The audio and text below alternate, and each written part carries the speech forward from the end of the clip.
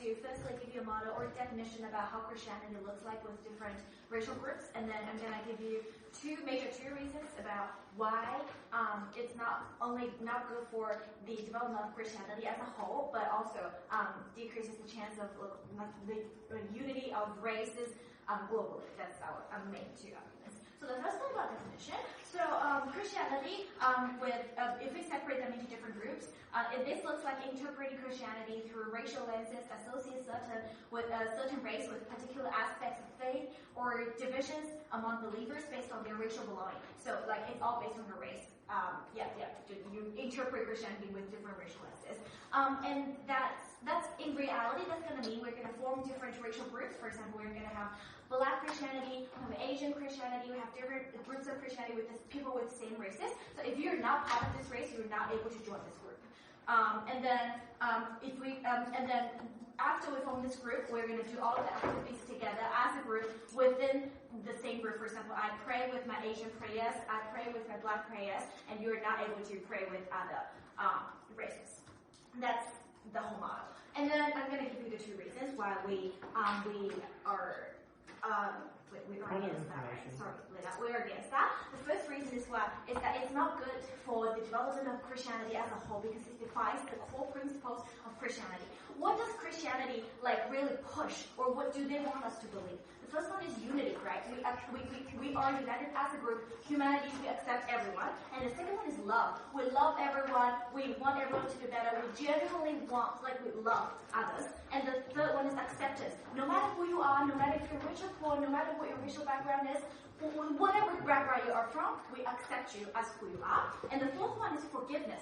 No matter what kind of wrong you did, we because of this love, so we forgive you for whatever you've done. And confession is also part of this Christianity thing. And the fifth one is salvation and redemption. So if you've done something wrong, we also give you a way to redeem your wrongness, to redo what you've done wrong, and then try to go to heaven afterwards by by do good to the society. And the fifth one is community and fellowship. So we form as a community, we love everyone, we help each other. So that's the core principles of Christianity. And the reason, if you separate them into different background groups, that's the first one. It's against the inclusivity, right? Because the alien individuals, you're not part of our group, right? It's not a Christianity as a whole. That's the core principle of that. And if you do alienate them into different groups, it means that you're not part of our group and we don't accept you in our group. That's the core principle of racializing this Christianity. That's the underlying principle. And also that's also not good for the principle of forgiveness, which is another core principle that I've just talked about in Christianity, which is understand and forgive wrongdoing in the past. What this looks like in the real world is racists forgive each other. For example, your grandpa has killed my grandma because of racism in the war, slavery and stuff, colonialship. Because of all of this racist white men, they trash Gadigal people's land in Australia. We're telling you that we come together, we form as a group, and we confess and we try to do good to each other. And even under their world, they might say that we can also do that. We can also forgive each other, even if we're in different groups. But we're telling you that our mechanism is that we do this better as a genuine group. If you see someone confessing genuinely in front of you, you're more likely to forgive them from the heart, and you're more likely to believe what they're saying instead of just saying, "Oh, that group apologized to us because of whatever they did wrong," right? So you're more likely to accept the genuine value as a whole group. You're more likely to forgive each other. And there's going to be less boundaries between different groups, because globally, Christianity is a whole thing. It's not just we practice in Asia, we practice in other countries, we believe Bible, and that is the one thing that we totally believe together, and it's across races. We accept each other, but if we separate the group and then put them into different groups, that's going to decrease the harmony between this entire Christianity group, and it's going to decrease the understanding between each other, because we now only talk to people from our own background and we have less understanding of people from different races. I'll take this POI later. And from the global perspective, by the way, adding to the last point, it's not good for the Christianity to grow globally as well, because, for example, we all do debate, right? But there are different forms of debate, like BP debate, China debate, 3v3 Austrians debate, right? There are different forms of debate. It's if you divide Christianity into different racial groups, it's like dividing you into different, and try to say that, we should do, we should love each other because we all do debate together, not to look at each other because you do different debates, so you're not one of us, right? So you see each other better and not try to take time to see, our group is better than yours. There's a little competition. We have more people or we have more voices in the society, means that our Christianity is better than yours. Or our background is better than yours. I'll take one closing. What do you think proselytization looks like from religion when you do not embrace other people's cultures?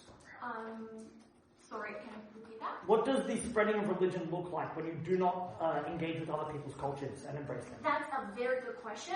You can't embrace the culture as better as our side in your house because you separate them into different culture groups, so you're only exposed to certain groups.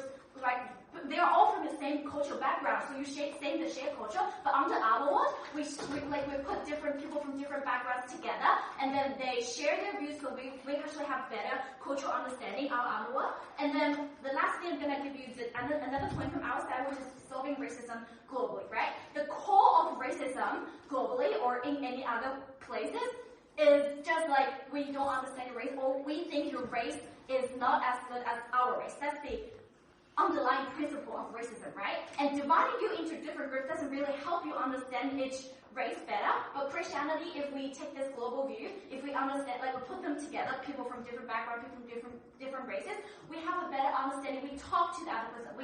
The prejudice that we have to another race is going to decrease because we actually talk to the live person in front of you. You're going to see, the person is not as bad as I thought it would be. This person is not who I imagined he would be. Right? You break this prejudice and you can love the other person, accept the Christianity value, and that's why you can decrease the amount of racism you have in the society. And that's why we both help Christianity to grow better, and we also help racism to decrease.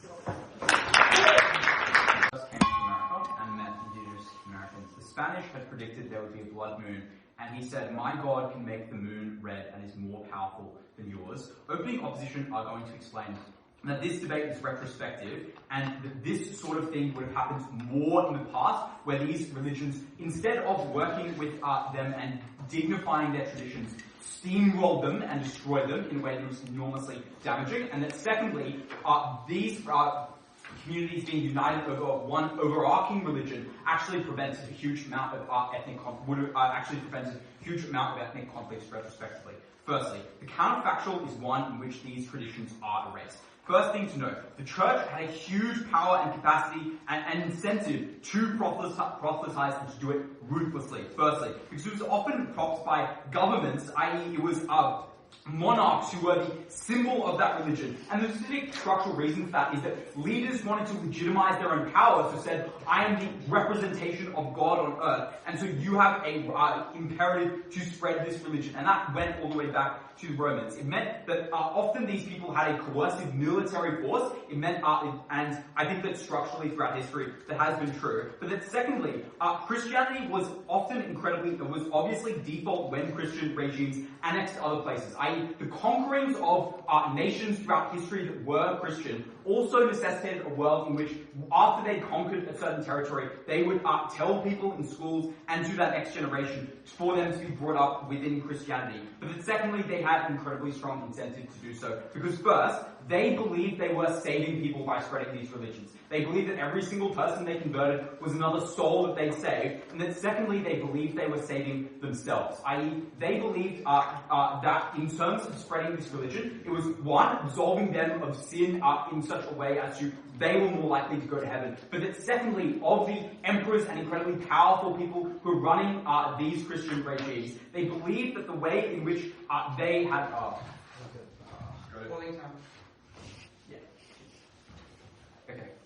They believed that the way in which they would cement their own legacies was through the spreading of Christianity. I.e., they could say that I was the specific one that was incredibly important in the spread of Christianity. That's why, for instance, so many leaders did stuff that didn't make political sense, i.e. the moving of the head of Rome to be in Constantinople, because it was the thing that was the most proximate for that religion. The upshot of that is, firstly, these are things that can force you to be Christian in either world. They are states that are enormously powerful, enormously coercive, and we would rather a world in which, when they did that, they acknowledged your traditions and used the carrot rather than the stick. They used the things that you already knew and believed and molded it into that religion, rather than a counterfactual where they just leveraged their power instead. But then secondly, this is just not a good metric of getting people to join.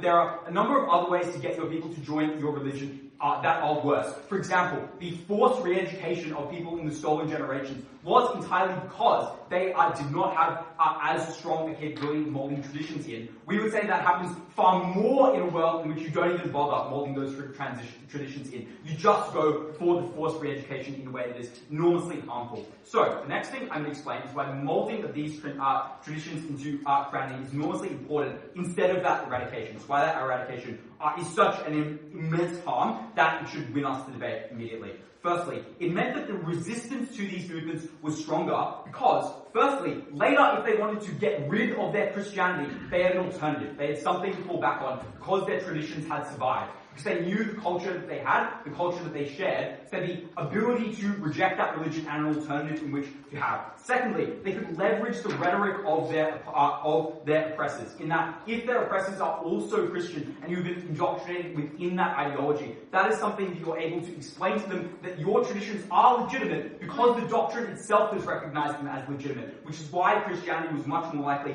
to preserve those.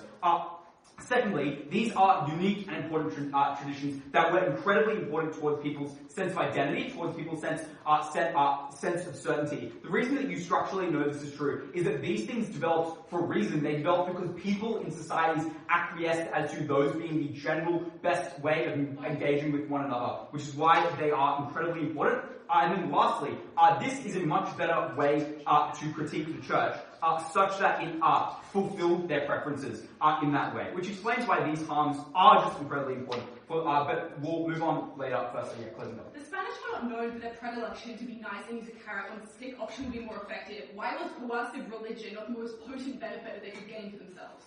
Okay, I think there are a number of ways to deal with this. First is that it just intuitively seems easier rather than engaging in things that are probably likely to immensely costly, i.e. violent revolution, which immediately antagonizes these groups, right? To try and leverage their existing traditions towards working with them in a way that they wouldn't have otherwise. But obviously, when you can't do that and you don't have as easy of a tool, they are likelier to move towards these things. Next, why is this something that has prevented conflict? I'll take another POI a bit later. Why is this something that has all these religions being under one overarching branch prevented conflict? First thing to note here is that most religions, if not all, are zero-sum. That is that if only one God is real, to believe that religion is to believe that no other gods are real. Which is why often it is that religions are incredibly bad at coexisting. Because recognizing one religion as true or legitimate means that every other religion necessarily is not true or legitimate. Sure. I think there's a need of clarification that you are mostly talking about different religion that already existing, but the tendency we are talking about is the religion is splitting. It's already many, and we forced to unite together. It's that we see the tendency that they are splitting into thousands of different religions, and this is a bad thing. Okay, I think firstly Tim's going to deal with your case later, but secondly, all of our material is just logically prior to yours, sorry to use the term. Because all of your analysis is about the present, wherein there are civil disagreements. Ours is about the 2,000 years that precede that. That is just more important. Next, in terms of these religions being zero-sum, it just means that often religions are incredibly bad at coexisting with one another. Because to say that my religion is legitimate is to necessitate that your religion isn't. But that secondly, religious conflicts are incredibly violent because the provision of heaven means that people will sacrifice their material conditions in the real world in a way that is enormously damaging. So, when these people operate under the assumption that they have different religions, it means that conflicts are much more likely, and conflicts are much more likely to be incredibly bloody. However, what we explain is that when these forms of states exist all under one religion, there is less incentive to engage in this conflict. There's less incentive to feel as if they're different, because there is no incentive for things like missionaries or crusades if that other country already recognizes Christianity but is only differentiated by its traditions. For those reasons, very, very powerful. Starting 3, 2, 1. Okay. So basically, our opposition side has actually misleading the topic. They actually have a deep misunderstanding of the topic because they are mainly talking about the difference between the different religions between the countries. They're mainly talking about the different religions assimilated due to the history reason. But actually, look at what's the background of the motion. Is that nowadays the religion are assimilated to thousands of different religions, which means it's not about a country. That even in one country or even in one city, that the religions were assimilated in different groups. That even such as in one city, there are black people, there are different races of people, and they were actually assimilated from one community to all different other communities. So it's not because a difference of different country or different in the history. And also we also see that in the 15th century, actually the Christian is there's no difference. It's actually united as one. But actually during the 15th century, there's a war, and the Christian actually split between the East and the West. And nowadays that phenomenon keep increasing. That there are more and more there's more and more conflicts. There are more and more small communities that split with each other, and that's the current core that we deal with. So the proof burden of the opposition must prove that why it is a good thing to have thousands of different communities existing in the world. I would say it's definitely a bad thing. So so quick summary, how do we win this debate? We firstly prove the motion, which part is the most beneficial one. We'll prove it is more beneficial for the community itself. We prove it's more beneficial for its believer, the individual in that community. And we prove that in a society level, this is more beneficial. So we holistically prove the issue. And the second thing, and more importantly, that our contribution is to identify the most important value in that debate. It is about racism. Because it's about how to solve the problem of racism. Because there is no any other relevant value can outweigh our value. It's because, and also, finally, our value will lead to social stability, which is the most significant value that you can ever find in that motion. To start my argument. So first, why is it beneficial for the Christian itself? Before that, several rebuttals. So firstly, they are talking about occupying city questions which are already responded. That is not the case. They failed to actually talk about the main issue that happening in the motion. And secondly, the main concern of them is that you actually, the final point that they made is that everyone has the unique culture, and if they believe the same religion, they actually makes they lose their culture. And we say this is simply not a contradiction, and it's simply not going to be true. As for example, let's say an Indian guy actually believes Christian, believe another religion, and how you necessarily prove that he will lose all the belief of his original country? And this is not likely to happen. It's not a contradiction in the facts, in the reality.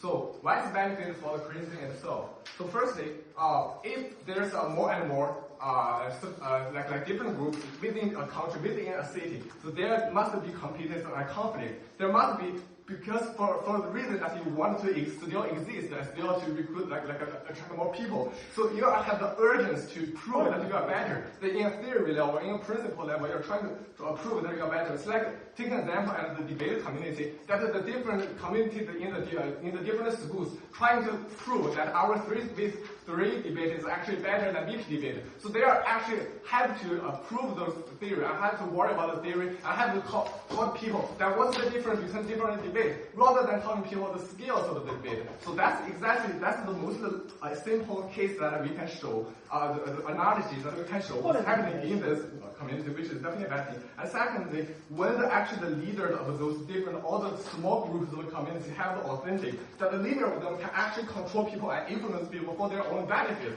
Because compared to our world, if we have only one leader or very organized group, Christian or the authority in the country or in a region, that actually we can actually form a more force, a more powerful governance and a more powerful help to the people. The second thing, why is benefit is a believer later? Why is because first of all, we say that authority matters, because that belief is all of your spirit support. So it's easy to understand why it's so important. But when even in one city, that you face different groups, that you have to believe one religion, one theory that is for the rest of your life. So it's more likely to be, if it is united, it's more likely to have a strong authority of law. But if it is split in different theories, this is making it harder for people to believe. It makes it harder for people to actually gain benefits from believing them, because there's always conflicts and confusion and doubts about them. And more people, because the religion is all about making people unite together. So actually more people means more power of the religion, and that's why it actually benefits the individual, which is a unique benefit that definitely can be proved. And secondly, we always see the most actually role that religion plays in the society. What is the most important role? Because it provides a community that provides a very close relationship, a group of people that you can trust, you can rely on. And maybe they are the most close people for you. But actually, when you're actually focusing on the conflicts, on the fights of those different communities, that is directed obey the rule or obey the benefits of what you are actually doing. And thirdly, is the most importantly, is our contribution is to prove the value of this debate. The most important value in this debate is about the peace, is about the cancel the racism, and why our side can actually do so. That is because so I can show you why it's very the most effective way. Because sharing the same belief, sharing the same thoughts is the best way that make people closer, make people together. Because I'm new to the University of Sydney, and even though I'm in the same university with you guys, and even though maybe we love the same sport team, maybe we love the same singer, does not necessarily connect us very, very strongly. But when actually we believe the same God, when we believe the same religion, we actually directly connect with each other. And this is more important when connecting the different races of people connecting together. And there's only religion can actually have the power to do so, which is the most important debate, topic in this debate. So we say that actually we holistically prove the benefits, several benefits, and we holistically prove that we can lead to the most important value and social stability and a very proud proposal. Nice. Owo's counterfactual is one of the more ludicrous that I have heard in quite some time. They require you to believe that Spain, Portugal, the Netherlands, and England in the 15th, 16th, and 17th centuries, countries which are poor, have relatively small populations, devoted relatively few resources to colonialism, would now engage in an America-in-Iraq-style scorched earth policy to convert the entirety of continents to religions like Christianity. Clearly, they would not make their choice when there are other ways for them to discharge the imperative to do good works, ways like building churches in their own lands, ways like charity, ways like perhaps engaging in small-scale religious wars with other countries in their local area. Those ways were not as harmful as the force of colonialism. That force of colonialism could only happen when you could co-opt local elites. It could only happen when the Texcoco turned on the Aztecs to allow Spain to take Mexico. It could only happen when the French could send the Jesuits into Canada to colonize for them. Colonialism, conversion, could only happen when you had this structure set up to co-opt local power structures and build your government on top of it. That was the only way that colonialism happened. Clearly, the side that opposes racialized Christianity is the side that preserves native independence. So, 2 arguments in this speech. First, why racialized Christianity is deeply evil. Second, why racialized Christianity makes colonialism possible and worse. First, why racialized Christianity is deeply, deeply evil. 2 parts to this point. First, it's likely to be done and was done in incredibly poor ways. Why? First thing you need to know is the people that are engaging in this process. First, it is the church that has the most power, because they had some amount of resources, they had the imbalance in these negotiating situations, and they had the imbalance in the ways that the local traditions were enforced into this. Second, insofar as the local traditions were represented at the table, they were represented by local elites. That is, the people with the most power within various ethnic groups would have the ability to choose what parts of their ethnic traditions were integrated into Christianity and what parts were not. Those negotiations, those processes of refinement happened at the control of people with terrible and pernicious incentives. No. How do they use those incentives? 3 ways. First, they pick and choose the ways that suit Christianity the best. That is, when you made the Santoria Church in Spanish America, you would choose the areas which made it more powerful and pick out the areas which, for example, reaffirmed genderqueerness, because those areas were more deeply offensive to Christianity. So, those kinds of negotiations sell out the most important minorities, the most vulnerable minorities. Second, you pick and choose ways to empower local elites. That is, insofar as ethnic traditions are preserved, they're the ones that centralize power. They're ones that empower local people to take control over their communities, to dominate those communities. Finally, insofar as you have to sell out some parts of your previous traditions, you would obviously opt to sell out the parts that empower minorities, the parts that do not empower local elites. Clearly that decision is likely made badly. But even if you didn't buy that, and you think racialized Christianity was in its best case, we still think that is incredibly bad, for the reason that it ties ethnicity to religion, something we think is very immoral. Why is ethnicity and religion tied? Firstly, your leaders emerge. That is, ethnic leaders are likely to be the same people that have influence in these churches. Second, your traditions emerge. That is, it is very difficult for you as an ordinary person to separate your traditional beliefs from your religious beliefs. Third, you have your group ethnic behavior is often religious. That is, you all attend church together. That is, you all engage in religion together. That means it's very difficult to separate your ethnic and religious identity. Why is that bad, both historically and now in the status quo? Why is that so harmful? 4 reasons. First, it's very difficult to opt out of religion. That is, when your religion and your ethnicity are tied, your ethnicity is something intrinsic to you, whereas religion is something you ought to be able to opt out of, but you are no longer given that choice because the two are seen as inseparable. To opt out of your religion is also to opt out of engaging with your ethnic identity. Second, the power of religion becomes totalizing. That is, you are no longer able to engage in different communities. When religion is targeting you, you are no longer able to seek refuge among your community. They are the same thing. Third, minorities are particularly harmed. For example, if you do not believe in the same religion as your ethnic group majoritarily does, you feel like you are simultaneously cast out of majority religion and of your ethnic group altogether. That's a clear harm. Fourth, it's far more difficult to disengage from your community. Communities cannot turn back on the church at the point where their own ethnic identity is inseparable from it. Yes, I'll take a point. States wanted to colonize, they had significant incentives to steal resources and gain political footholds. If they couldn't use persuasive missionaries, surely your comparative was brutal bloodshed. So, couple problems with this. First, you have a prima facie problem with the understanding of the amount of resources that were available was far earlier on because you had the resources for conversion. Second, I would suggest that there are far easier ways to get resources. For instance, the number of coal deposits like throughout Europe or whatever, than going and sending entire military forces over to a different continent when you don't have like steam travel and shit like that. Like, your counterfactual is insane. You're sending armies to the new world. That's absurd. But thirdly, even if we take you at your best, that means you have occupation in the same way that happened historically, without conversion. Obviously that is a preferable one, because conversion was still particularly bad. So, second argument, why racialized Christianity makes colonialization possible and worse. First, why make colonialism possible? I've already explained that the make resources very easy. Firstly, you had to require very few people, because all you need to do is engage with local elites. Second, you could delegate to non-state actors. You could get the Jesuits to do your work for you. Third, you did not need to spare military resources, which are obviously in demand. The 30 Years' War was happening while colonization was in process. And fourth, you can make a short-term investment. That is, you simply convert local elites, and they are part of your religious structure, so you can control them without needing to constantly send in resources.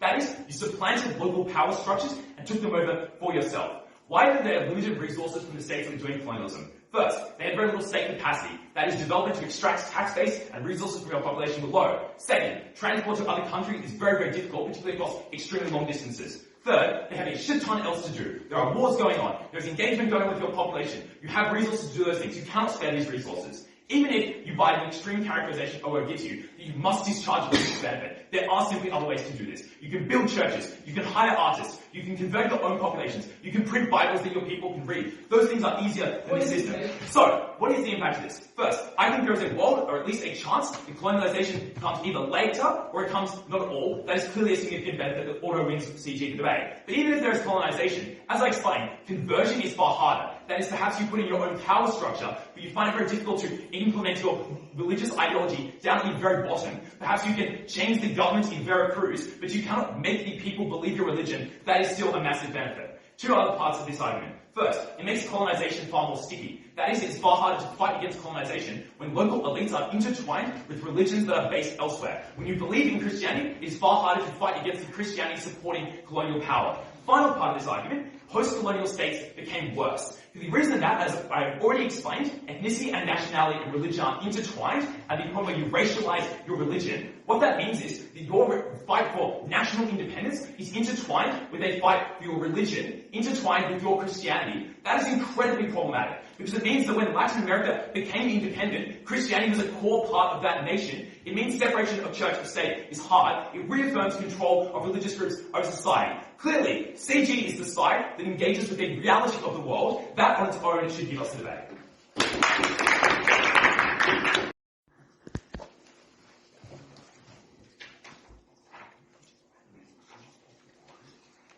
Well, this closing half is going to become very neat indeed, because our extension at CO is that religion is a fundamentally good thing. The more people who are religious, the better, and the racialization of Christianity has exposed religion to more people, has provided profound individual meaning to those communities, and has made the world a better place. So I can explain that and then do a little bit of extraneous rebuttal at the end. We think that religion is fundamentally a benefit, that it is a good thing for the world and the people who are religious. That's for a number of reasons. Firstly, because it gives people lots and lots of hope. Through faith and a belief that a higher power is looking after you, means you always have hope for the future, that things will get better, that hard work will be rewarded, there's a reason for what you're doing. Secondly, and importantly, it allows you to rationalize struggle, of even a profound degree. The belief that God has loaded up specifically tailored obstacles for you is immensely comforting, and it gives you purpose when otherwise you could be overwhelmed. It is a reason for you to wake up every single day and face the day, to struggle through life, when you otherwise wouldn't have the motivation to, because you're being tested, because there is purpose and there's a reason for that. It is cathartic that these things are happening to you, not because you're weak or because you're unlucky, but because you're strong, and that this is a test, a sign of thank you, for you to show the strength of your faith. It is a test of ability. And that's something that people react extremely positively to.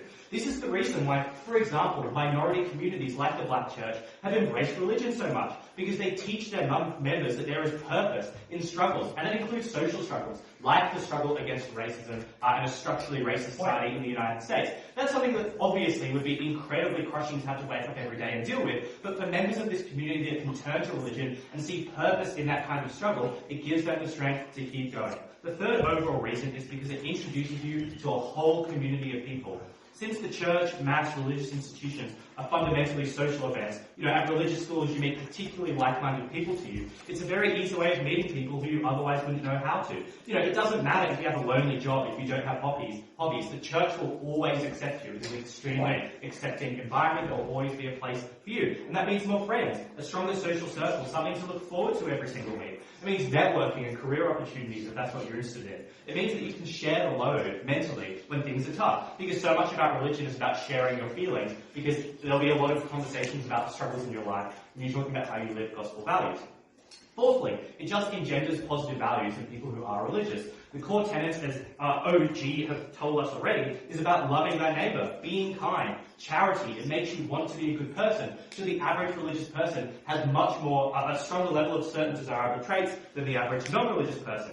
Fifthly, it removes the fear of death in a lot of cases, and that is a huge benefit. Particularly as you age, it's important that you aren't terrified of death coming. It's just incredibly meaningful for your mental health to not have to worry about that, and to know that something better is ahead. It allows you to rationalize when other people in your life die as well, because, that's something that can be extremely difficult, dealing with loss. When you believe that those people have gone to a better place, that makes it far easier for you to deal with it, and it's a celebratory event rather than something that is tragic. No, thank you. Importantly, these smaller denominations of Christianity tend not to carry the particularly problematic aspects of the wider organised religion. And that's for a number of reasons, because they don't have the same entrenched big power structures. They don't have the same coercive machinery that's allowed them to go around the world and do awful things, or, be particularly coercive for its members. They are formed from minority communities themselves who have really strong experiences of disadvantage. That means they tend to be more empathetic, more socially progressive. It's very unlikely going to have the socially conservative beliefs that the wider religious community might. And because these denominations are conceptually separate to the wider church, there's no need to have the same policy stances as the wider church does. So if the Vatican comes out 20 years ago and maintains that it's against gay marriage, there's no reason why the Black church has to believe the same thing. There is scope for flexibility in policy that means it doesn't necessarily carry those same harms. So any additional religious person is a big benefit to them, an enormous benefit to them, and a big benefit to society as well. So why does racialization spread religion to these people? It's because it's much more culturally appealing to people from these communities. They have pastors and bishops that look like you. You've adapted aspects of your culture, like cultural ceremonies and changing parables and stories passed down to take place in Indonesia or be about African Americans. And the alternative, as O explained, is far worse. Forced assimilation that nobody would have taken to. No, thank you. Why this is the most important thing in debate is pretty clear. Most other things are symmetrical. The Catholic Church would have been bad under either side. It would have colonialized around the world under either side. But we get a profound individual benefit to the people who have picked up religion under our side, and particularly one that affects the most vulnerable people. I'm going to get to my second argument on why intersectionality is better under our side. But first, I'll take... Opening, you going for your that if we racialize Christianity, it's going to be more appealing to people who are from the same culture, but isn't it more appealing to hear stories from different culture than just hear the same story that you already heard over and over again? I understand what you mean by that, but the alternative isn't, a range of diverse cultures that showing their version of Christianity to you or your own culture. It's just very plain white Christianity or your own culture. And it's unclear that, this range of religions and experiences that you're talking about would have been the alternative. More likely it's just a railroaded version of cultural assimilation that just takes away everything about you and your people versus one that actually takes time to get to know your culture and embrace it. So I think it absolutely would be far more better under our side. So let's talk about why intersectionality is better under our side. This is a second smaller extension. There will be interaction between, let's say, white Anglo-Christians and no thank you, and Kimbanguist or black church members, because Christians travelling will be attracted to these spaces when they're travelling around the world. These spaces are often welcoming to them, but also because there are moments where, Christians of all denominations and varieties mix. Charity events, bigger cultural events like Christmas or Easter. That has a number of big benefits. White people see black people and make friends with ethnic Indonesians. These communities become real people to you, and that engenders the necessary empathy for social progressive policy. Secondly, at religious events, often you're directly exposed to the struggles of these racial minorities, because it's often about conversations about how gospel values are used in your lives, how you, live the life of Jesus, and often that involves talking about the struggles that you face on an everyday. Thirdly, there is way more capital for donations to racial groups when you see them as also being Christian, also being deserving of money because they have qualities common to you that make them good people. And that's enormously important when we talk about the resources of the Catholic Church. It just has so much money to funnel resources all around. That means you get really important things like food drives, shelters, community events, and job opportunities, and that's just really, really important.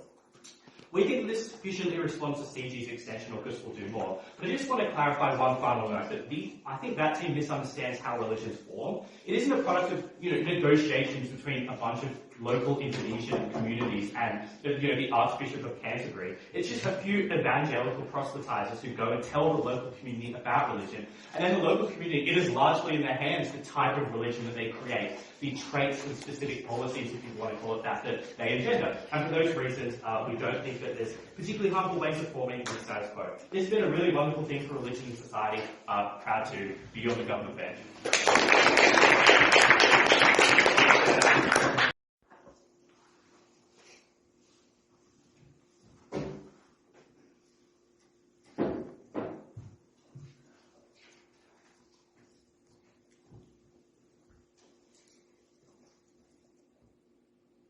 I'm going to start this stage by taking down opening opposition and what they try and say the counterfactual is, which is basically the only thing standing in the way of the innumerable benefits that we get from our side.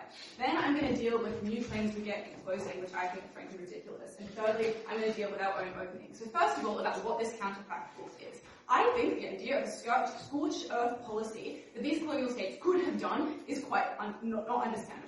First of all, we tell you at Member that these nations just did not have the same resources. And this is exactly what they're told at their own closing when they acknowledge that there's just a couple priests in some circumstances. They are not the all-powerful extent to which that happens. Which means that you must believe that the extent of power that these nations had was in their ability to potently coerce people into believing certain things by taking down only a few of their elites. And because religion was that traditional way that people were able to massively work against their own interests, were able to form an identity based on that, I think that was pretty bad. So that means they probably didn't have the resources to clamp down on themselves. But second of all, and their best response to the POI that we give, they say that, it was more expensive, that's why they chose the other option. You must believe then that the Spanish conquistadors had infinite capital that meant that they could have knocked down any kind of person who wanted to maintain the traditional religion in any state that was existing in Spanish America. If you believe they had the capacity to do it in Bolivia, I don't know why you should think they had the capacity to do it everywhere. So even if they don't have no resources, the sufficient amount means that you must believe that happens in less states. Maybe it happens later on. That is a generation of people. That is a geographical region of people who do not suffer in the same way. Third of all, I think you should also note the kind of scale that they need in order for that to be successful. Because they wanted to have some watered-down version of a religion be fused with that main religion, noting they do no legwork to prove why it was the best parts of those religion or most representative parts. But they think that is preferable to a world in which traditional religions of that area were not kept. And to to believe that, you must believe that those religions could not be practiced in any meaningful way. Because if people were able to practice those religions, do so in private, were able to maintain traditions, it means that if you believe they had the capacity to clamp down in some cases, that would not be forever, and it would mean that people could come back after the fact. I think this is analogous to a lot of different cultural exchanges we have, like maybe Catalan under Franco. People were still speaking in their homes, people maintained tradition. It would not be preferable to fuse your own language with the language of a colonizer. If, in the meantime, that means you lose out on the best parts of it if you're not in charge of that cultural exchange. I think that was quite unpersuasive in the first place. Because they did not have the scale to prove those were not functionally the same, that you weren't taking the most superficial parts of religion and shoving them into an old one. It was unclear why that was incredibly important and why it would not be enough for certain groups to be able to continue practicing their religion, even though these colonial mites were able to put their best foot ahead. What that means for us in the context of this debate is that these colonization in itself, which caused innumerable harm to people, which resulted in people's livelihoods, ways of life, that could have skipped a generation, could not have happened in certain circumstances. Without that basis that you get from the opening team, that means that our harms are able to accumulate. We say these are likely to be done in particularly bad ways. This is a system of church power elites that sell themselves out, that go against the most oppressed people in their communities, that take over the power structural elements of those religions. And I think that was incredibly damning, because that meant the colonization may not have happened. The second extension we give you, which was incredibly damning and makes us win, is that we tell you that Christianity sticks better. So, perhaps you believe that Christianity was forced upon people for some time, but I don't know if you can say to the same extent that nationhood, ethnicity and identity and religion would be so fundamentally fused in the same way if it was seen as some sort of external colonial import. In that sense, it was unclear why a national independence movement could rally around religion and ethnicity as it had in the past, and for example, all of Latin America, and form states that have no separation of state powers because of the fact that the one rallying cry they were able to do was the idea of religion at a specific time, which meant it was able to be weaponized in that particularly bad way. I think because that meant Christianity stuck, it meant that the kinds of harms you get into the future are innumerable. Because if you believe that nationhood became fused with religion, you not only believe that people who don't feel like they believe in that religion have really bad lives, feel shunned from their communities, or forced to believe something they don't want to, or you believe that these are cases where, for the indefinite future, kinds of policies that were the outcome of religions, which tend to be conservative, tend to be stuck in the past, keep persisting. That looks like a Latin America that still has incredibly bad abortion law. That looks like a world that is incredibly focused on hierarchy and structure, and one that puts power in the elite as mirroring of Christianity itself. That means all the future you have is likely to keep accumulating harm. Once it's unclear why people can move themselves from that colonial import, but rather see it as part of themselves, I think that was damning. At the end of that, I think the counterfactual we get is unclear. What you should believe is that colonization happens later, independence happens better, and movements into the future are able to function. Before moving on, I'll take the point. So your claim is that these nations did not have the resources, but also that they had the resources for hundreds of years of French colonialism in Africa, hundreds of years of British occupation of Asia, and Dutch colonization. You're getting your causation link confused. That is to say, the first step of colonization was to divide, conquer, and maintain the elite power, which was the Christian step. So that is to say that you are able to stay, for example, in Latin America, because you get the community really held onto you. That doesn't require the same amount of resources going into the long term. You don't need to consistently make people believe your religion. If you're already subservient to a religion that is a bastardized version of the traditional religion that you believe, I think that means, therefore, that the rebuttal does not really stand in the way you want it to. Cool. Moving on to why we're able to beat our other closing team. I don't believe that the kind of counterfactual they believe exists is, no thank you, Christianity can be good, but local religions can also be good. It's not a trade-off between no religion and Christianity. I think lots of traditional religions have theories of death, unifying people, are formed by local people is one of the mechs that we try and get from the closing team. I think that's laughable. I think a world in which that was condoned is incredibly bad. Noting also that, for example, that claim presupposes Christianity is better than those religions that were there otherwise, because you believe that it was preferable that was the religion that dominated. I think a colonial import that was screwing with the lives of people for generations is not really a great principle leg to stand on about how great religion is. I think that was not persuasive. The best claim or version of the case we get is that you're able to get international aid and donations through churches. I don't think this is persuasive for a couple of reasons. First of all, this is a historical debate. To the extent to which you believe that things like colonization happen slower in certain circumstances, it's unclear why the same communities would have needed the support in the long term. But second of all, I don't think they prove there there is enough familiarity between different types of religions that mean they're able to function with donations in the same way. I think, for example, lots of black churches have different infrastructure than the Catholic Church. They're not donating to each other. I think because those racialized systems can diffuse a lot of theological lines of unpersuasive. The only side is your realistic depiction of history as it stood that tells you about the way that colonization happens and the brutality inflicted and does not stand by with it. It's closing government. Proud to close. Thanks very much, Dr. Two critics. Firstly, they claim why is it likely to be local religions? Firstly, the mechanisms of power that they give a government member explain why Christianity is likely to dominate in these regions.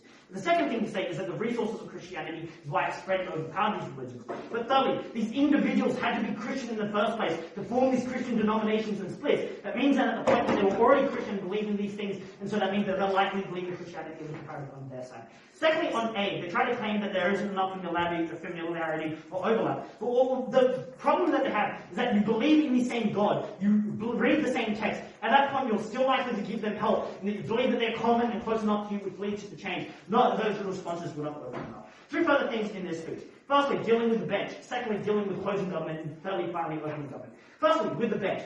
Why would be opening opposition? Their main contribution to the debate is to say that the counterfactuals was led to cultural destruction and violence. However, the problem with this analysis is it's unclear where this starts and whether this is unique to the religion that they explain as the first one. But secondly, is that they don't prove why it's complete destruction. They prove maybe there is some destruction, so we think that they don't get as far in this. So then, why are we able to beat them on the belt bench? Three reasons. Firstly, we take a higher burden than them as closing opposition. We explain that religion in of itself is a good thing, which means that we and so that all the things we do more work that ends up meaning that we're more persuasive. The second thing, we provide a more certain benefit to the debate through two ways. We first explain that we get more charity work, which means that there is something that definitely happens. So what happened in the 1800s was incredibly unclear. But secondly, people get religion, and we explain that people get religion, and that is good. And we thought that was clearer than any potential some culture harm that did engage, which means more certain benefits that should weigh from closing opposition. Then thirdly, the size of the benefit that we provided is much larger. To reduce the fear and anxiety of these individuals, which was massive for these people. The harm to their culture was kind of unclear, but these were meaningful things, fears and questions about death. These were massive to individuals. We think we relieved it to them when providing them a form of religion that was more palatable. That's why we think we outweighed on the bench. Let's then secondly deal with closing government. First, let's go through this bit by bit. The first thing to note is one of characterization. And the first question is one of characterization. And it's to ask, how did these churches form? Because CG rely on it being formed from a negotiation table, and not only the elite, but the elite forming this, but also being spread by the colonial power. The framing that I think, though, is that most of these, and this all occurring in the 1800s, but the framing is that I think most of these churches are most of these things are likely to occur at a point when these people have achieved emancipation, when they're in a post-colonial state. So they actually have the power and freedom to actually express themselves. We think that in the point where colonialism did exist, they were likely to be forced, the major religion was likely to be forced on them. Because this colonial power and the religious people believed they were right and didn't think there was any form of compromise. Secondly, they never thought that these natives were ever too intelligent and they were enlightening them to the great word of God. But thirdly, they just thought it was too much effort. And so what happened then, what we thought the true characterization of how these churches formed, is that these individuals became Christian. Then they were able to coalesce to gain power, gain emancipation. They found their identity and self. They split from the church at that point, and that was where they were able to form these churches under our side. Then later activated a lot of benefits to explain to you, Alex, where you could also then capture more people under our side, when they're free from colonial oppression. Which then also explains why the harm of colonialism is likely to be symmetric under their side, not one that they're likely to change. The second thing to explain is why colonialism occurs anyways. I think there are just a bunch of incentives. Firstly, there are a bunch of untapped riches to boost the personal wealth of the monarchy in these situations, boost the personal wealth of companies like the Dutch East Indies. Secondly, there is just more land to expand and increase to, so they're able to grow your population. But thirdly, there are unique resources to increase your quality of life. Things like spices, things like sugar that you couldn't access otherwise, which meant that you still went in colonialism. Sanity check this. Religion wasn't used in all circumstances of colonialism. What happened was that they often just rock up and occupy these places like Australia, the US, and Africa anyways. And they had the capacity to do this because they had things like biological warfare, of just having worse sicknesses that they were adapted to kill everyone. They had better technology for things like guns. So we didn't think they solved colonialism. The second extension is that they try to explain that they get worse ethnic conflict, but in post-colonial states. because of a religion, but I want to flip this. And I think that they actually get worse ethnic conflict. Because in colonial states, religion was likely to be pushed out on everyone. Well, at the point where these colonial state leads, everyone is likely going to be the group in the same church under their side. And that means you have a lot of the, you have a melting pot of the majority, you have all the different groups. We think the majority group and all the different groups are likely going to be vying for control of these religious spaces. And that means that they're likely going to try and look to kill the narrative of these minority groups. You need change then that offer to you in this side of the debate. The point where these state leads, these groups form their own different radical and ethnic, racial and ethnic churches, which means that they are less likely to be facing these forms of oppression over them trying to vie for the same church. They were able to live independently and able to actually express themselves, which means then that we got less conflict, so that they're able to take it out over closing. Opening point. Closing point. We don't need to solve colonialism totally to win this debate. If we slow it down by even 10 years, that is an immeasurable harm. Why does your mitigation mean that it never takes time at all? Yeah, so we outweigh this because colonialism and all the mass death occurs under your side. The unique change that we provide is providing religion to so many more people. And we are able to, not only do we beat you guys on the certainty of benefit, but we also beat you on the scale of benefit that you are affecting literally everyone under our side. And so that's why we thought we were able to overcome. That mitigation then activated our extension. So let's then finally deal with opening government. The main claim of this debate is that they're able to try to get more acceptance. Well, the first thing that I want to do is try to flip this and explain why we get better acceptance. So we got this for 3 reasons. Firstly, the point where these minority churches existing was correcting for power imbalance. Because what happened is that during these times there was the existence of the enormous and never-present Anglo-Saxon European churches. The minorities were locked out of. Now these once excluded racial minorities have found a seat at a church. They can be included in religion, which means that we win on the principles that they try to push. Second thing to say is that the creating of these churches was often an act of cultural understanding. That these minority groups had different beliefs and cultures, and these are things that we should account for. Thus, we again best fulfill the principle of acceptance that they push. Thirdly, we thought that we gave these minority groups a safe spaces to vent about the problems and the people who about people who accept and understand them, which you couldn't get when you had majority churches, where your narratives are likely to be pushed out or not heard of or thought as being too ridiculous. It means then that we got greater forms of acceptance. But I think people accept you and aren't racist anyway from the comparative. Firstly, you still viewed everyone as Christian, as reading the same book and believing in the same God. We didn't think you were so far removed from each other. But secondly, you still interact with each other at things like charity drives, at inter-church events, whenever you do fundraising. So, but the final thing is that they never pray, but the final thing is that the church and people are just becoming more socially aware. They don't prove why you don't interact with others. We just clearly deal with every other team trapped in the day.